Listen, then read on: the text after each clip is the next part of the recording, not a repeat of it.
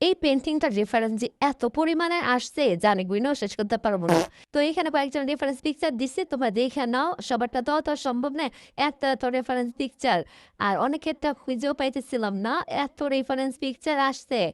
আর এই পিকচারটা এত পরিমাণে আসছে যে আমার পক্ষে খুঁজা বাইর করা যেগুলো অনেক আগে ছিল সেগুলো সম্ভব না। তো যাই হোক আমি কিন্তু নিচে কিন্তু একটা টিস্যু দিয়ে নিছি। কারণ হলো এই স্কেচ বুক বলো আর যখন পেডে ইউজ করবা রং পাশে কিন্তু ছড়ায় যায়। নিচের পেজগুলোতে যাতে না লাগে এই কারণে টিস্যু ইউজ করছি। আর এখানে কিছু তারা দিয়ে নিতেছে। আমি আজকে বেসিক কোট হিসেবে এখানে পার্পল কালারটা দিয়েছি আর হোয়াইট কালারটা দিছি। একটু কালারটা চেঞ্জ রাখার চেষ্টা করছি। আর পেইন্টিং যেমন আছে ওরকমই থাকবে মূল বিষয়গুলো। তো এখানে ৪০০ বছর পুরান ব্রাশ দিয়ে কিন্তু আমি ঝোপঝাড় আর্ট করে নিয়েছি। আর এখানে আমি ঘরগুলো আর্ট করে নিতেছি। আমি ভাই ভিডিওতে আর্ট বলি, ঠিক আছে? কিন্তু মানে ভয়েস ওভার দেওয়ার পর ভয়েস চেঞ্জের পর কিন্তু আর্ট হয়ে যায়। হ্যাঁ, অনেকে আমার এটা নিয়েও কমেন্ট করছে যে ভাই আর্ট না আর্ট। আমি আর্টই বলি, ঠিক আছে? কিন্তু এটা হইয়া যায় আর্ট। আনলেই ভালো জানে।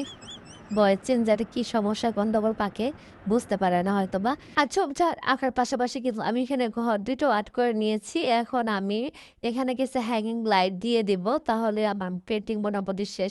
আরেকটা কথা তোমাদের বলতেছি, আজকের পর থেকে তোমরা কিন্তু আমার চ্যানেলে প্রতিদিন একটা করে আর্ট চ্যালেঞ্জ ভিডিও পাবা, ঠিক আছে?